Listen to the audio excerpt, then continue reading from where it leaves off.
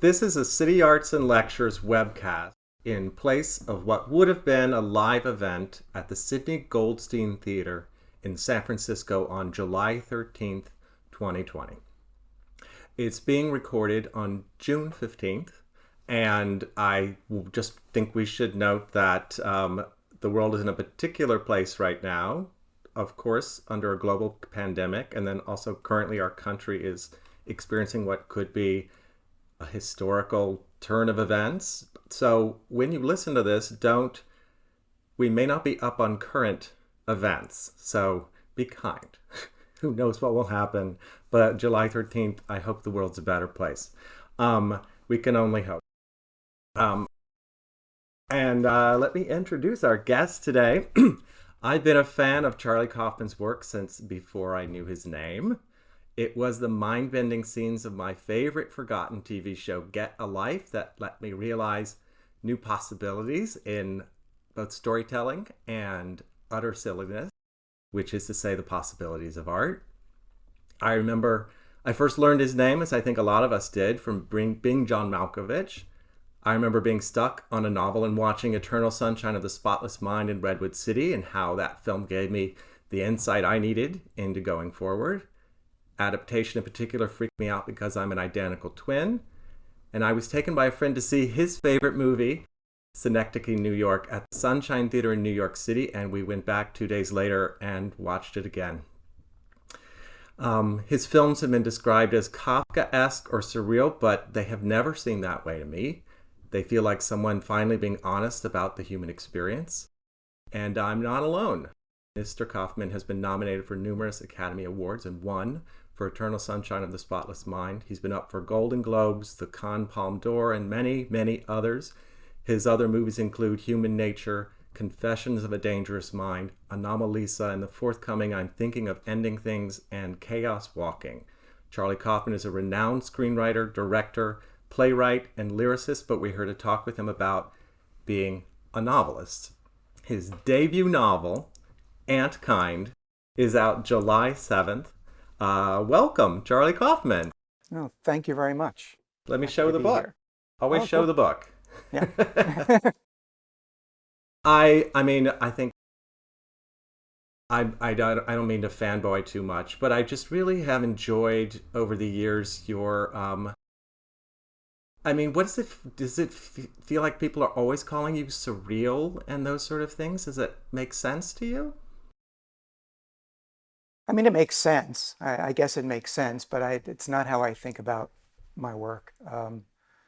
But I guess there is some sort of dreamy stuff going on, and but to me, it's just a way to get to sort of something, that feels real. I just remember so well in Eternal Sunshine of the Spotless Mind that when I came out, I just knew the scene that was really hard for me to write. I was like, I'm going to put him in a fever during the scene, and that's how I'll get through something that's hard to tell.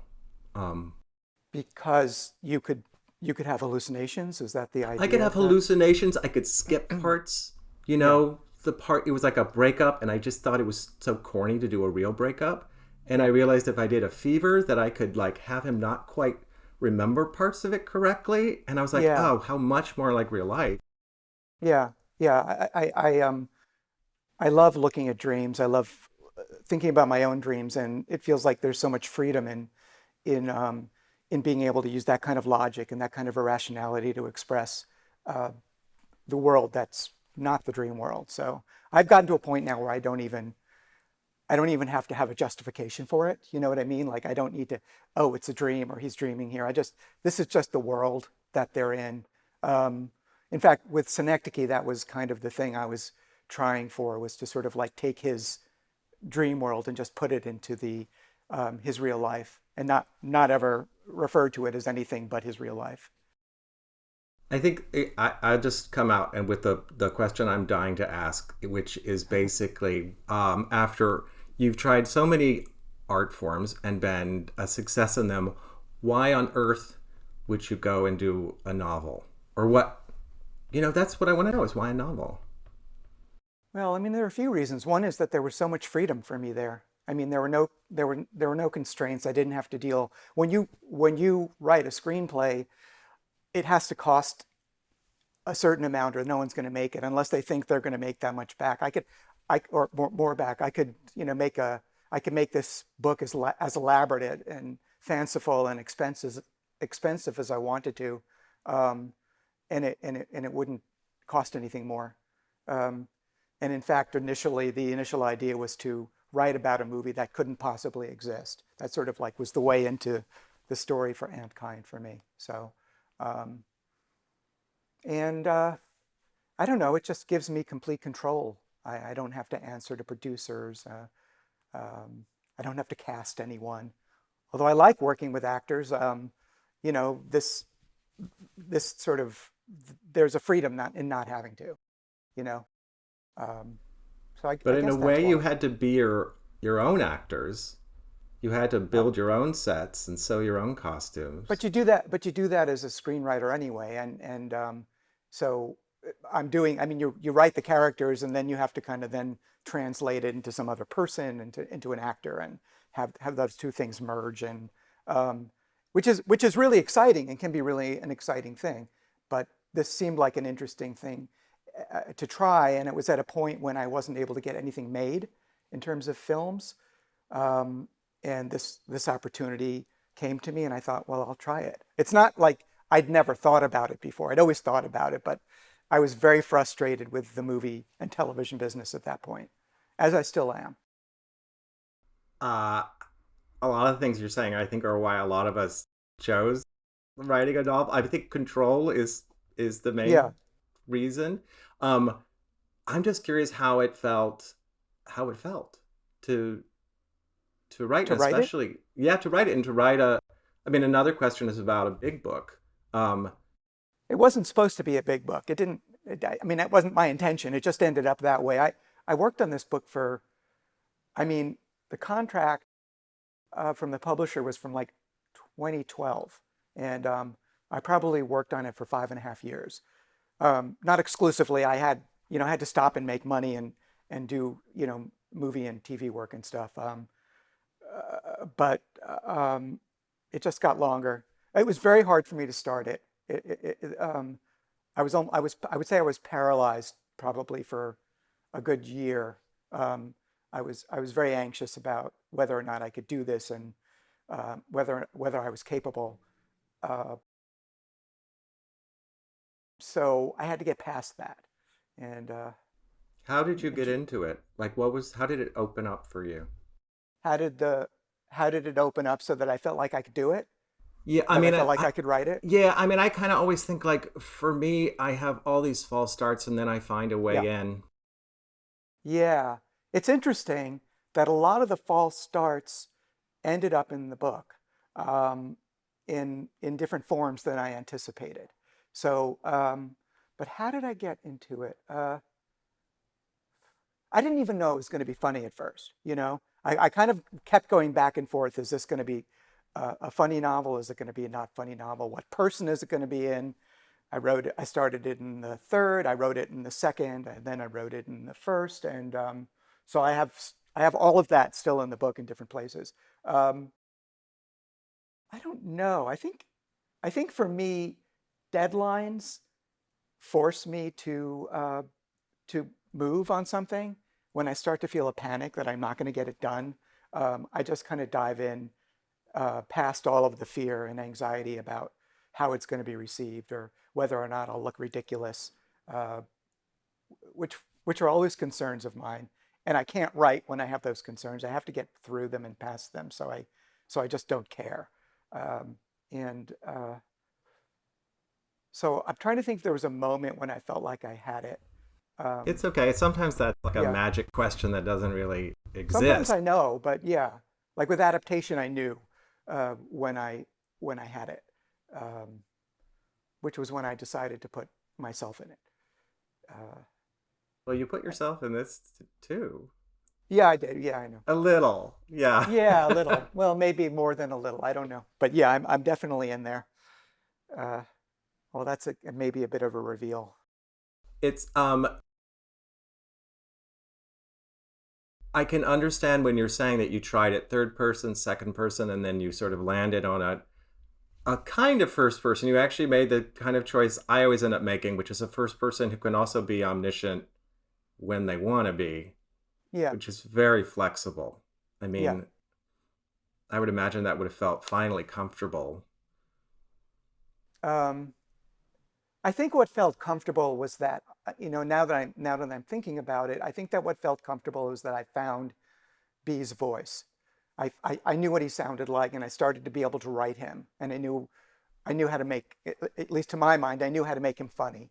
And so then it, and it's always an issue, and probably it is another thing that I deal with a lot is subjectivity.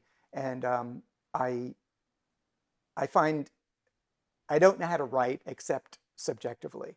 And when I found B and his worldview and the way he operated within this world he lived in, I felt it started to flow. Um, so I would say that that was probably where it was. And yeah, and I also just don't care. It's always like a matter of I need the freedom to be able to do anything I want. And if I feel kind of restricted in any way, then it starts to feel very stressful and uninteresting to me. So once I can get past that, like you're talking about the omniscience or anything, it's just like, okay, now I can go. Anything can happen, um, and that gets exciting for me. How and when did you decide it was going to be funny?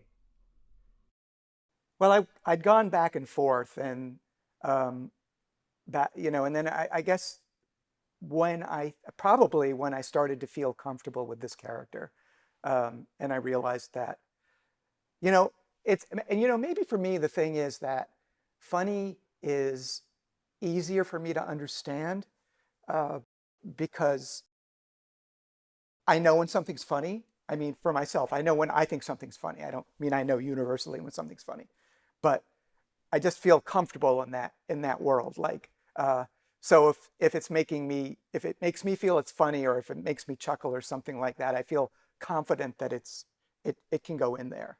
And I'm not always right. I mean, I'll go back and reread things that I thought were funny and they're not, and I'll cut them out. But there's kind of like um, there's like a yardstick there, that, oh, okay, this is a funny book. That's funny. It fits in. I'm going to use it, that's the only criterion, really. Um, and I don't know what it is, if it's just my background, or if, um, my frame of reference, but I felt comfortable. And it doesn't matter if the prose is good, which is what I was worried about. It's like, oh God, that people are going to see that I don't know how to write. And but I but I but I felt like, okay, it's funny. That's really what's required in a funny book, is that it be funny. So okay, I can continue now. Maybe I should at this point say how much I love the book and admire it. Thank you. Just even from a writer's point of view, just also for listeners and people watching it, how incredible it is to watch someone do what is a high wire act in a lot of ways in terms of storytelling of multiple stories, and that they all end up coming together. And it's so hard to talk about comedy. I find it impossible, but that there's one setup I really admired.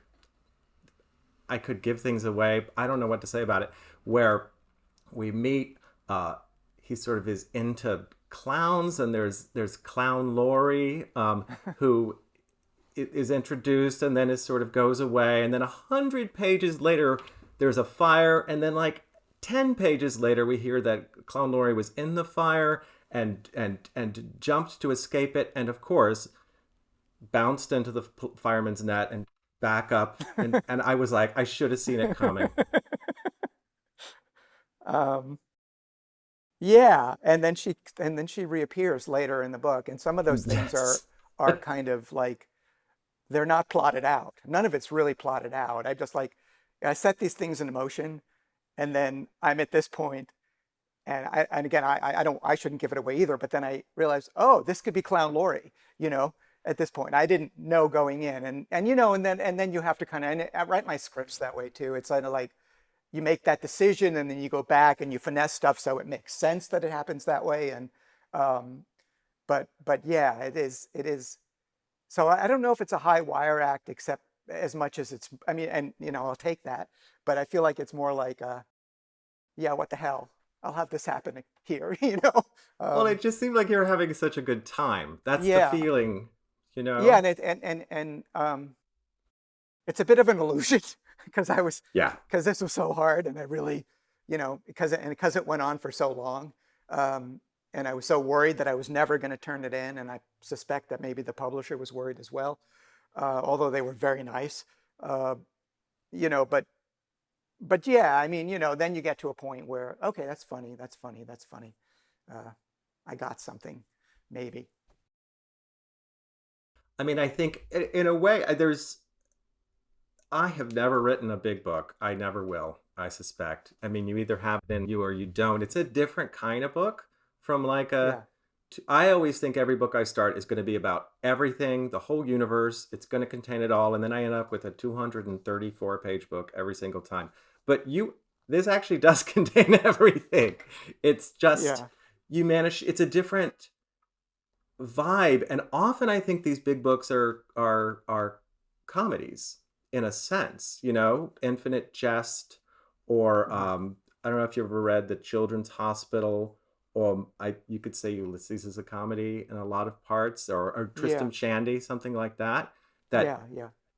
I don't know why that frees the author to keep going and have a different shape where it seemed to me that you had all this freedom. We'll read 30 pages about um, a comedy duo. We'll read about ants for a lot. Like, did you Yeah. feel that you had allowed yourself these caverns of room? I just kept writing and I kept including more, and I didn't think about it, and I didn't um, I, like I said earlier, I did not expect this to be 700 pages. It just sort of grew into that over time, and it was longer when I turned it in. Uh, so they wanted, I think they wanted more cut than I cut, but they accepted the edited version that I gave them. Yeah, I don't think I'll write a book this long again either. It's really hard to edit a book this long, you know, because you have to read it, and I know we can say fucking, you have to fucking read it, and I can't, I How'd don't, you you do know, like that over and over and it over? was impossible. It's impossible, and I hated it, and I kept thinking if this book had been 234 pages, I would be done by now, you know, and I could. Um, so I didn't know that going in because I'd never done this before, and I didn't know what the process was, and um, so yeah, I will probably try to do a shorter book next time. So you Uh, would write a fiction again. yeah, I would You're love you're to. going Yeah, to, yeah. I hope to. Yeah, we'll see how this does. If anybody, you know, wants to give me a deal, I'll maybe do it. You know, because I still have to kind of figure out how to earn a living. Uh, do you teach? I mean, how do you, A or do lot you of just make writers your living? teach. Yeah, Yeah, a lot of them do. but Um, you do you Now and teach? then, I can't seem to get a Yeah, job, but I will travel to teach really? wherever I'm Wow. asked. Yeah. Yeah. Do you like that? Sure, but you know what? I really like writing. Yeah. You know, that's the the Yeah. real joy. So, I mean, I saw that you've been to a few writers' colonies to work on this book. I worked on this book at McDowell, and I worked a bit on Synecdoche at Yaddo, but I was only there like, they just let me go there for 10 days. But I was at McDowell for 5 weeks. I loved it. Have you been there? Yeah, yeah, I've been eight Yeah. times Oh, wow. because I it loved it. it I totally wasn't expecting works. to. It totally works. The people were so nice and interesting. It was so nice to have that break, going to dinner or going to breakfast and chatting with people, which is not something that I would have imagined I'd like. But plus, I did my first reading there of this, and it was on the last night I was there. I was leaving in the morning, and I couldn't decide whether or not I was going to do it because still had far to go with the book, and I was terrified of like a lukewarm reaction. Then it would just kill my energy, and I couldn't have my energy killed. But some friends there said just read, and it people laughed, and I was really, really helpful for me to have that response. But yeah, I would love to go back there. It's sort of a shame you don't get to do the normal tour at the moment where you'll get to hear laughter Yeah, from audiences. It's really I know. satisfying.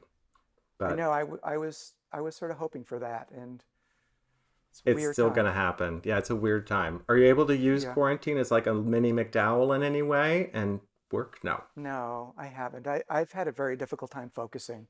Um, eh, it's just a very stressful time, and I'm just constantly sort of with the news Yeah. or the weirdness or too much with Donald Trump, too much. He's in my head too much. Speaking Um, of which, he's in your book too. he is. Well, yes, sort of. Yes. Sort of. I Yeah. don't know the exact question I want to ask about it. um, uh, uh, when did he pop up?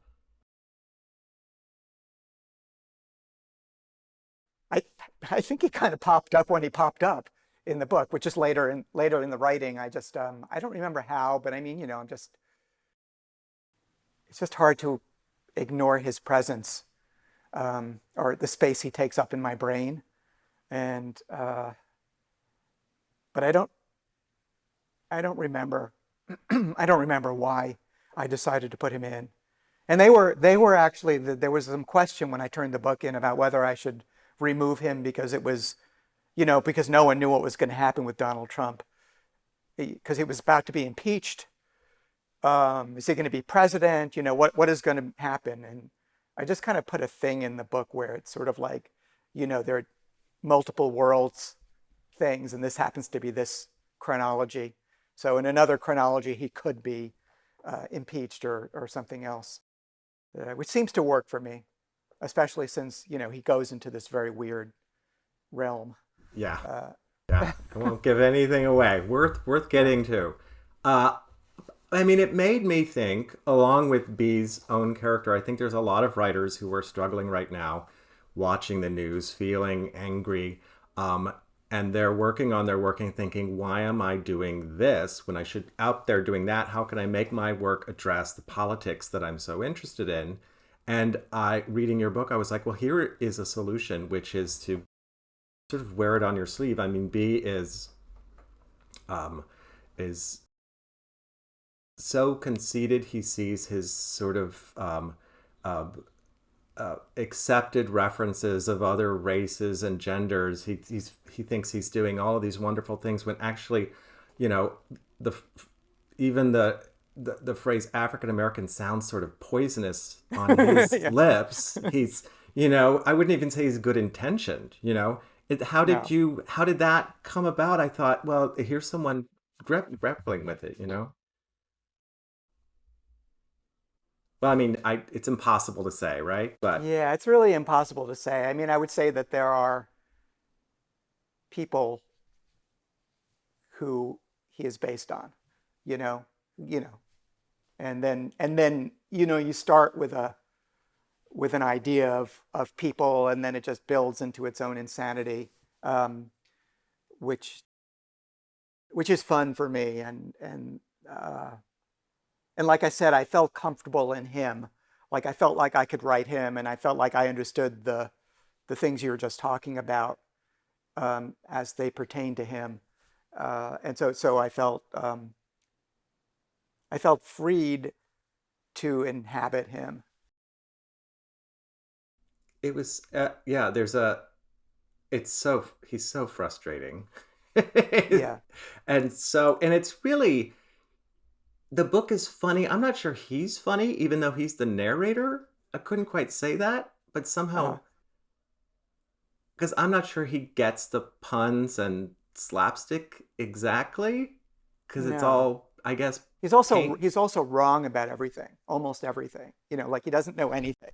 but he's an expert in everything. So he Yeah. gets names wrong, and movies wrong, and books wrong, and but he's so confident. And I don't know, maybe underneath it he's not confident, but he's got that sort of arrogance, um, maybe born of the failure that he feels is unfair to him. The failure of his life. He sees himself, with a better job and respected in ways that he's not, and he can't stand it. Yeah, to say the least. Yeah. Do you feel that he's transformed? It's a very high school English question, but You mean, is there like an arc in which he, well, at you least know, by the last few pages, it feels like he's aiming for a transfiguration in some way. But I don't I know. just I see him like a pinball, you know. I just think he keeps bouncing from one thing to the other, and he'll keep on doing that. I mean, I, it's questionable what happens to him at the very end of the book, but um, or maybe it's not. Uh, um, but I don't see. I feel like there's always this sort of feeling that okay, now he's going to get it, now he's going to change, but then he goes right back into it. He has these sort of moments of these sort of revelatory moments, and then they just go away. Like when he's driving home uh, with the film, and he realizes that you know, he shouldn't ride on Ingo's coattails until he's sure that he doesn't want to ride on Ingo's coattails, and that lasts for a minute, and then he's right back into it. And I think that happens again and again for him. So yeah, I don't think he learns anything. Okay, good. No one should learn anything. Yeah. They, I mean, speaking of Ingo, the supposed plot of the book is a lost masterpiece, a 3 month long film, made by a 100-year-old man, more. Yeah, His who age keeps knows? changing. Yeah, Yeah, he's his definitely race over 100, but changes. Yeah, yeah. of which our hero is the only viewer and is saved only one um, still Yeah. from everything that burned. Uh, and it made me. I felt like all the hours I had gone down Wikipedia wormholes reading about lost films and silent movies were finally repaid and not Oh, wasted. oh, you're interested in that as well? Yeah, yeah. I mean, it Yeah, is. yeah. Is it one of your? It's Yeah, I love lost. I love the idea of lost movies. I love the idea of orphan films. These films that are unattributed that you just don't, I've had many ideas over the years for films that sort of are around orphan films. Um, What are some of you the know, famous ones that you oh God, enjoy? I don't want to go yeah, too far yeah. for our I audience, don't, but I don't, I have no memory anymore of anything. I read things and it goes in and out. So I couldn't even, I couldn't even begin to tell you um, I what felt they are. very Do you have? rewarded by seeing London at Midnight, which I have looked at Oh many yeah, times. yeah, And yeah, yeah. which is a Todd Browning film that had That's Lon right. Chaney, right, as the sort of Yeah, like crazy, and that yeah, there's only a reconstructed version from stills and a soundtrack or something, which I haven't seen. yeah. I know. Nor have I. And and you referenced there were two great fires, right, that burned up Oh, and then film vaults. Yeah. Is that film what you're talking about? vaults. Yeah, Yeah, yeah, yeah. which yeah, I don't know. It's fascinating. I mean, I just I feel like even last week I was looking up lost films and like Theda Bara. We have very little of her. We What know What her. do you like about them? What is it? What intrigues you about lost films? Do you think? Oh, the idea that um the viewing world experienced something that we don't Yeah, know about. That history and movies are based on having seen films that we don't know anything about. They're sort of, yeah. um, how can you say anything about? Um, I think there were ones that were said as to be like the greatest films ever made, gone forever. Great performances, Right. people who were famous in their time that are no longer famous just because the film is gone. Yeah. It's so poignant. It's Like we've got it wrong. and it seems impossible that there could be recent ones, but there are recent ones. I mean, they're as recently as the 70s, I think. Maybe more recently, there are films that have just disappeared. And I don't know. I just like the idea that um, there's like a canon, you know, but there is this stuff that would be but couldn't be, but can't be part of it. And I'm guessing you have a love of the of comedy duos, the Abbott and Yeah. Costello-ish, or it just you had. I think they're funny. I had an idea. The idea of Mud and Malloy came about probably 25 years ago for me, and I had an idea for a film about uh, a comedy duo that where one of them got into got a head injury and became like the other one, and that they spent the rest of their lives sort of traveling together, trying to have a career when they just weren't funny anymore. Um, so I borrowed that for this, and then it kind of blossomed into all this other stuff. Uh, that was a movie idea, and it was for at the time it was in my mind it was going to be for Don Rickles and Rodney Dangerfield. Oh Um, man. I was approached to come up with a movie idea for them by a film director, and I pitched this idea, which at the time was called The Two Abbots, and there was no interest.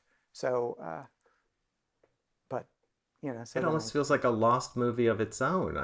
We have all the dialogue in the book. I can yeah, imagine them doing it. but all of that is invented now, and that was none of that Yeah. is from. I just had a like a 2-page treatment, you know. Um, so. Did some of the other parts come from other movie or story ideas that you've had? Yeah, I would say the two things that came from other ideas were Mud and Malloy and the meteorologist. Um, but and that was just a very vague idea, and he wasn't a meteorologist. It was just the idea that somebody invents a machine that can see into the future, but doesn't allow you to travel in the future, and falls in love with somebody from the future who there's no way that they can get to. Uh, so that transformed into this other thing, but that was the germ of that idea. I feel like again I have another question. I don't know how to formulate it as a question, which is about the movement of time. Not to get too Yeah, deep, but in all of your other, not all of your other works, some of them are straightforward time narrative, um, but here there's certainly uh, a discussion a few times about, for instance, Benjamin's angel of history of looking right. backward but being blown forward, or certainly at the end you reference a couple of these Dante's fortune tellers and Right. Lot's wife and Calcium has the Yes. same kind of vision that there's this other being that's moving in the opposite direction, and I Yeah. don't know what my question is about it. My Um, question is, what's the fascination, or what's your feeling about? I mean, one of the first ideas I had when I proposed this to my editor was that this book to my editor was that I wanted to have time travel, but I wanted to have like 5 different types of time travel, and all of them be mutually exclusive. And I thought that was like interesting and funny and somewhat stressful. So so I'm always thinking about time and how it moves or whether it moves. It's a big component of the book, and um, it does inform, I think, all of the structure of the book and how it moves from place to place. And um, when I was really little, I thought that I would grow up and invent a time machine. That was my plan, because then I wouldn't have to die. And I seriously believed that that was the road I was going to go on in my life. And so I think, why I'm interested in time, it's been a sort of a lifelong thing. And maybe because of that, maybe because it seems so like a train How do you, track. I mean, how do you think time, how do you think time moves?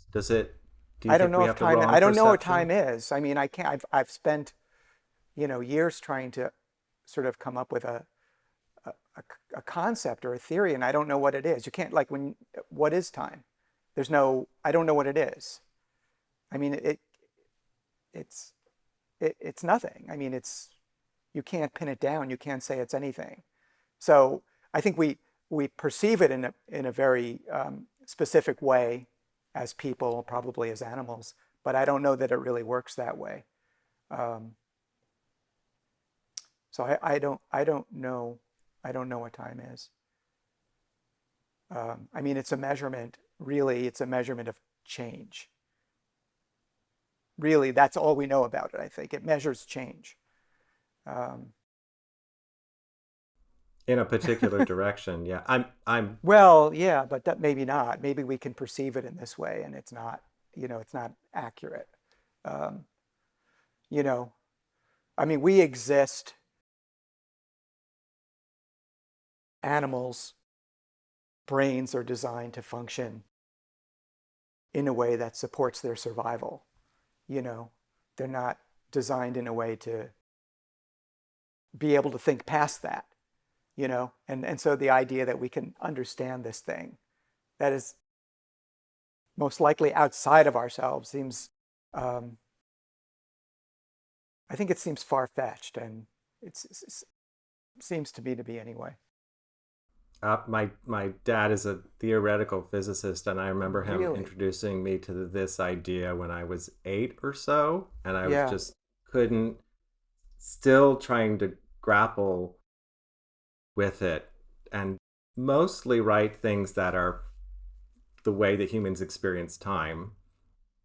It, it's hard to think of how comedy could work if you felt like it could go any direction, but you kind of have done that here, Well, yeah, although I mean, there's a there's actually and poignancy. actually a bit in the book where he imagines that there could be no comedy if time moves backwards. B has this experience and is imagining himself falling out of a hole as opposed to falling into a hole, and how that's not funny but somehow godlike. Um, wow, your father's a theoretical physicist. That's so cool. Uh, Uh, does he? but it makes it hard. Oh, well, sometimes it's nice when I'm walking down the street and there's someone yelling at me, and I think, but you are just particles vibrating, and so am I, and we're part of the same plane of Yeah, existence. I'm trying to be kind and Buddhist about it because of that, but it doesn't really work it at a doesn't work. practical level. No. Yeah. Yeah.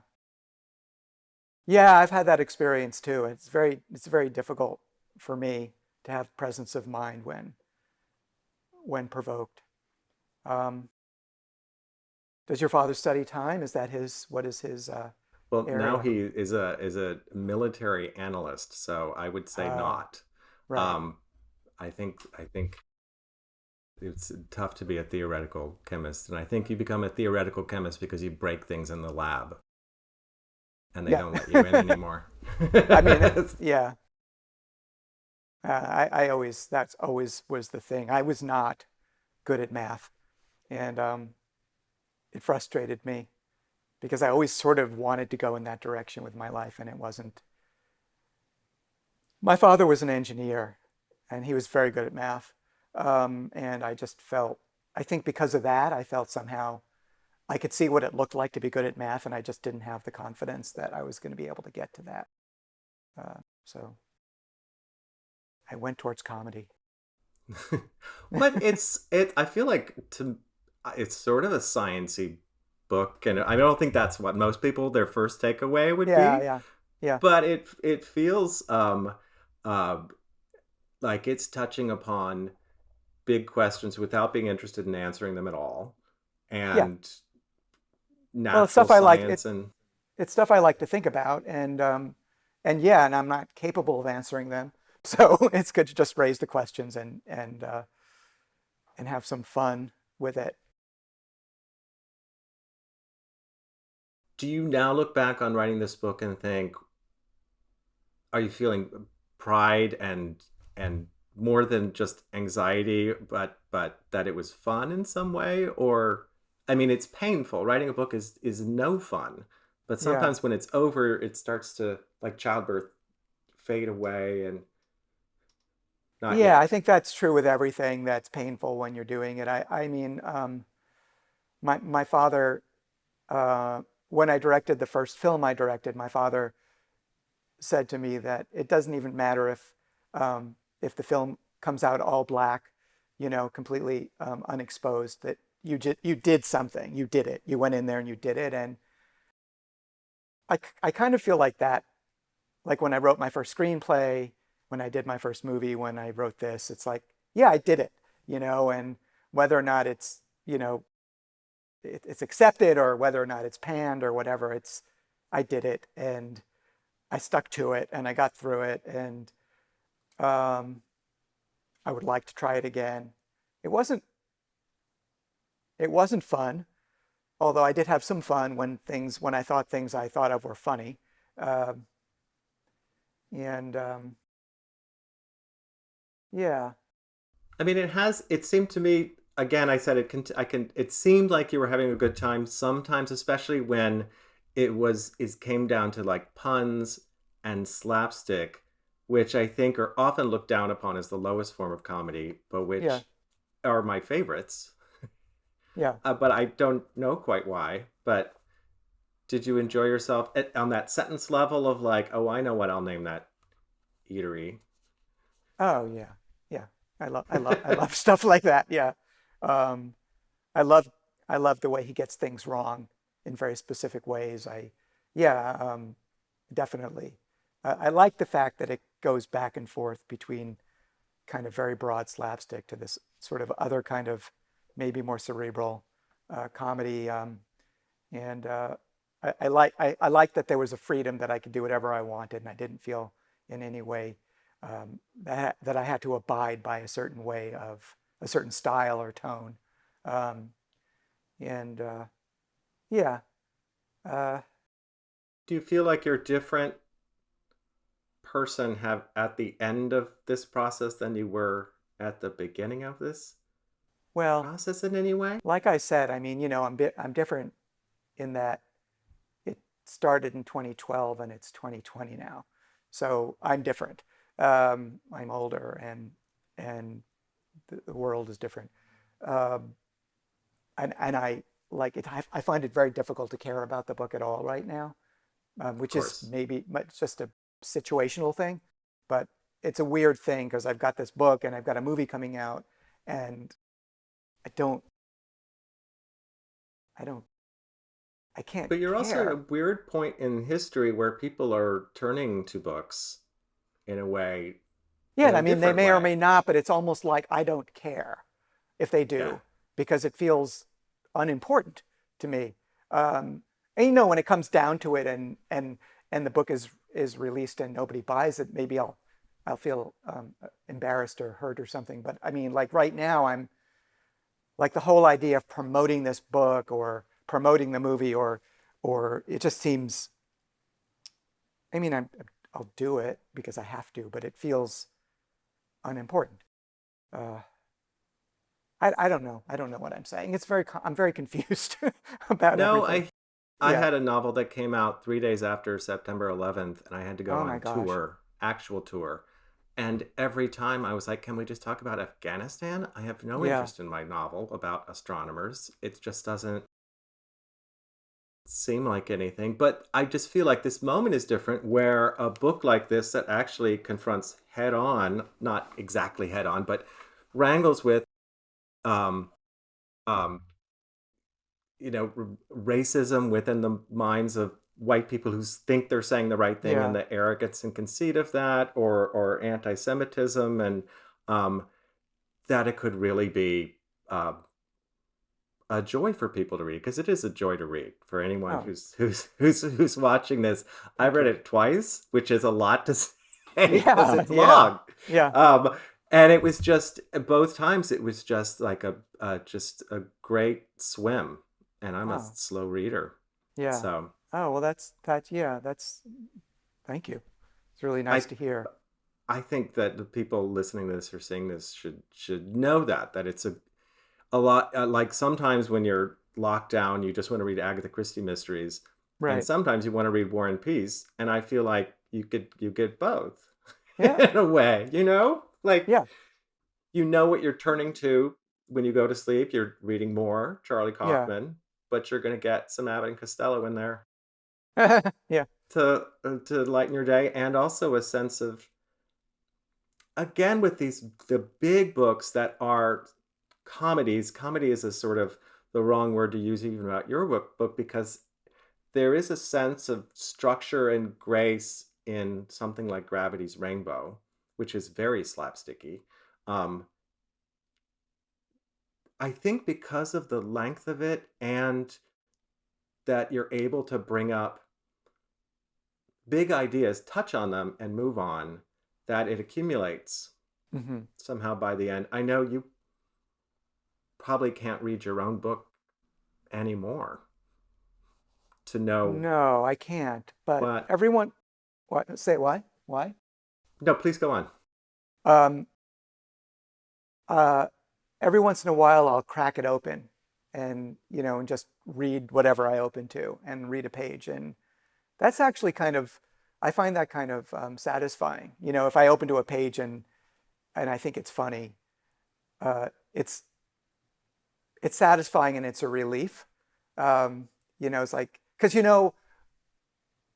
when you have some distance, and I don't have a lot of distance from it, but I have some distance from it now. When you have some distance and you read something that you wrote, I often like feel embarrassed. Oh, I that doesn't work, or I should have cut that out. But um, so far, the few times I've opened it and looked at a page, I felt okay, um, and I've even chuckled on occasion, uh, or I've come upon a funny thing that I've named something, and it makes me happy for a I moment. I mean, I think readers would be surprised how much writers do that, and that it's actually really at the micro level that you get the pleasure, because Do we you do can that? never. Do you open stuff at random? And Yeah, I mean, I yeah, can never really read my books again, yeah, ever. It's all over after final pass, yeah. and God help you had to go through all those copy edits, Uh, and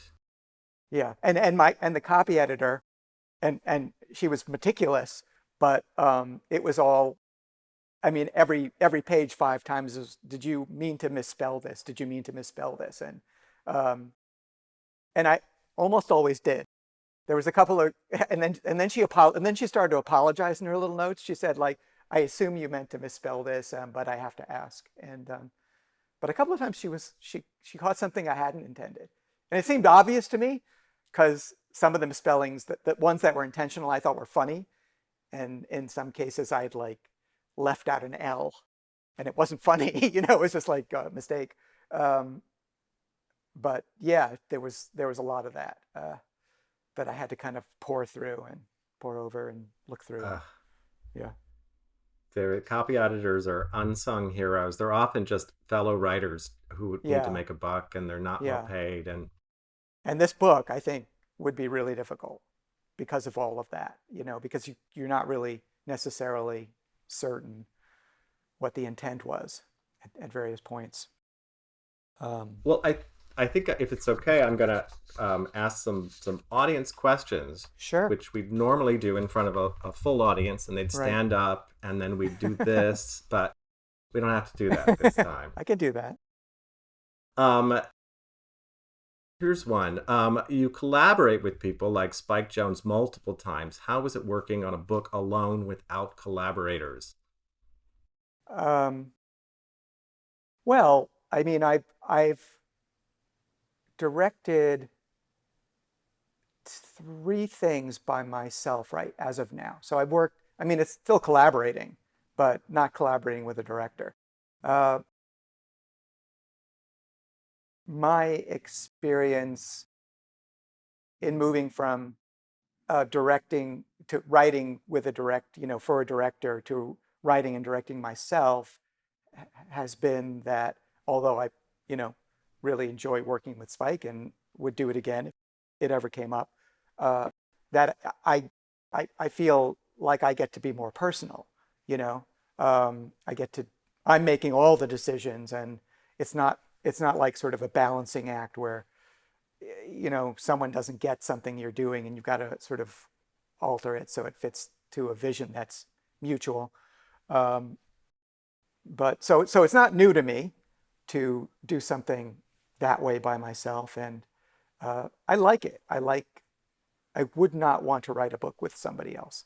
Uh, when I was young, I had a writing partner, and that in itself was, in some ways really helpful because usually because we wrote humor, and it was if you get the other person to laugh, you kind of know it's funny, but also you can't be as personal, and I wouldn't want to go back to that. I like that this can go anywhere I want it to go. I always have a fantasy that, um, like theater, for instance, that actors would change my shitty script into something glorious. That having other people involved would make it amazing. Some paltry thing I done. Does it ever feel like that for you, or did you feel like the novel allowed you to sort of No, I mean, there are different expand? things. There's a value to writing something that's all yours, and then there's a value to collaborating with people. And yeah, I mean, I've had tremendous experiences with actors bringing so much to characters, and I love it. And I love working with actors. And I used to do it myself when I was young, so I feel like I have a kind of a you know a feeling for what they do.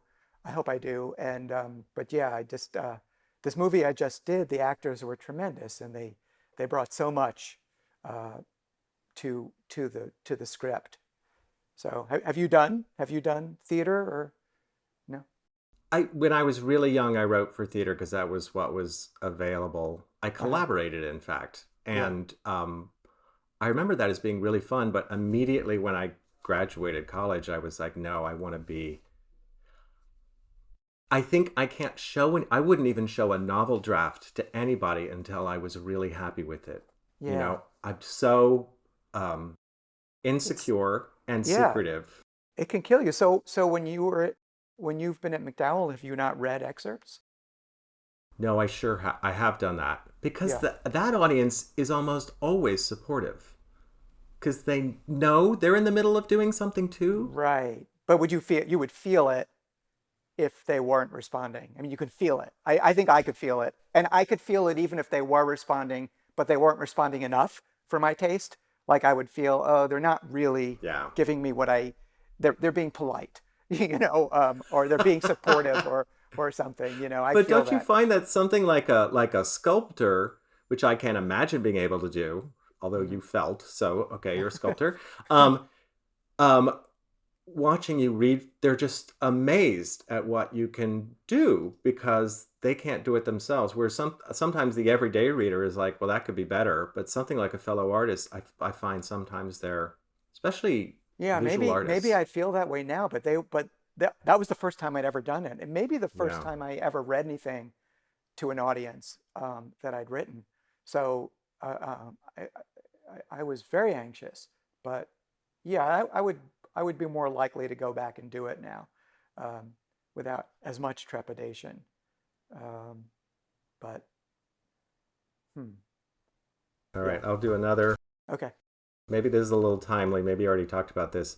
Your movies often deal with characters stuck in their own heads or stuck in other ways. Any thoughts on how people have responded to quarantine? Do I have thoughts on how other people have responded to You quarantine? can also not answer it if you Yeah, I don't don't. want I to mean, I've talk had about. thoughts how I've responded to it, but I'm stuck in my own head, so I can't tell you how other. I mean, that's sort of like that's always sort of been my thing. Is like, you know, I really have only my experience of the world, and I don't want to pretend that I have other people's experience. And this, I mean, and this novel too has duplicates like you have in other Yeah, works, yeah, and copies yeah, and even triple of personalities. You yeah. know. It's weird because I didn't go into it thinking, oh, I'm going to do that. It just sort of came up. And then you get to a point, or I get to a point where I added this and I go, well, have I gone back to the same well? Um, but then it's like, I don't care. This works here for me. So I'm not going to not do it because it seems like stuff I've done before. I'm me, I'm going to probably do things that I'm probably going to think the way I think. So, I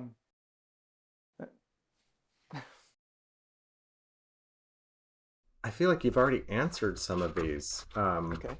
about control or creativity. Here's one about, well, it's about puppetry, which actually is in this novel as well as Yeah. Anomalisa.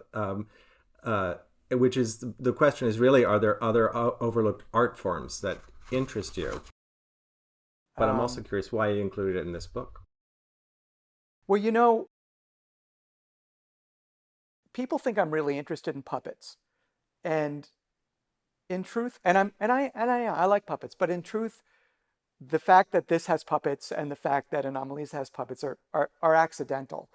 In that, I had done Anomalisa as a radio theater piece, and somebody approached me who had a stop motion company to make it into an animation. That wasn't my choice. In fact, I was resistant because I didn't see how it would work at first.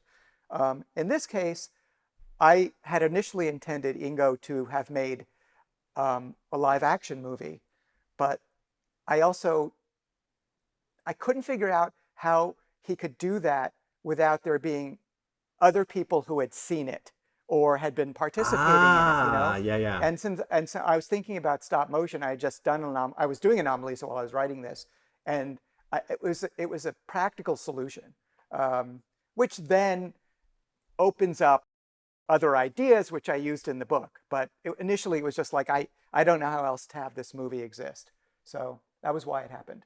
Those are the best, when the practical solution actually turns out to be the artistic solution as well to Well, it's something. like That's it opens up a whole nother world. It's like with adaptation. Um, I initially um, gave Charlie a brother because he worked by himself and I needed to have somebody he could talk to. And then I thought it would be funny to have a twin. Um, but then it just changed, like it became part of the story, it became integral. But it wasn't. At first, it was just a solution. And yeah, I agree. I think when that happens and you allow yourself to change what it is you thought so that it can work with this new addition, I think it, it it's almost like serendipity or something. It's like this thing that happens, that just opens up a whole world. Uh, um, even the that's when I you feel like, yeah, that's even when the you sort of idea feel of like, adaptation. I'm sorry, I was just going to say even the idea of adaptation was kind of like a result of trying to figure out, like, I was so stuck writing that screenplay, and I just like and I thought, what am I thinking now? I don't know what to write. I'll just write about what I'm thinking now. And what I was thinking about was that I was stuck. And so I thought, well, I'll include that. And then the idea that it had to do with adaptation, and the Orchid book had to do with adaptation in a natural, in an evolutionary history way. That wasn't in my head at first. That was like, it was just suddenly right there before me, um, because I was struggling with how to write this thing. And it's like that happens again and again when I write. And it's really like this wonderful moment. I don't know if you've had that experience where you add it's something and I've had to change halfway through a novel. I've realized it's not going to work, and I was like, the only way out is if I change this. And then suddenly the novel, it makes me feel sort of, I'm not a mystical person, that there's yeah, some better writer than yeah, me yeah. in me. I, I, You I, know? and I think that about myself as well. And also, this reminds me when I was young, um, I would say funny things that I didn't know were funny. Like it was clever. It was like like a pun or a witticism or something, and people would laugh, and I would think about what I'd said, and I thought, oh wow, but it wasn't intentional. It was like it was a coincidence or an accident or something, and I took credit for it. You know, I acted like it was intentional, but I always found that really interesting. Like, where's that coming from, and how did that work? That it applied to the situation, and I didn't know it. So yeah, I do think that there is something about being open to the universe and allowing stuff to just sort of like flow through you that I feel as well. I think that's a great place to end in a way. Okay. I feel inspired and excited now that I have to turn to my own goddamn novel. Are there some final thoughts you wanted to give the audience about the book or the world? Oh Time. God, not about the world. That's impossible to ask. Yeah, no, I can't. I don't want to take that on.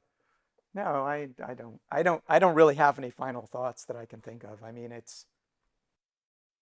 I think we talked about the book, and if it interests people, they'll look for it. And if I not, like they the won't. idea of ending on the being open to randomness and creativity and failure and Yeah, and wondering if it is randomness, because sometimes it seems sort of spectacular. But yeah, yeah, I like ending on that as well. thank you for spending this time with us Thank, for your book. thank you very much. It's very kind of you. And thank you, everybody. You've been listening to City Arts and Lectures with Charlie Kaufman and me, Andrew Sean Greer.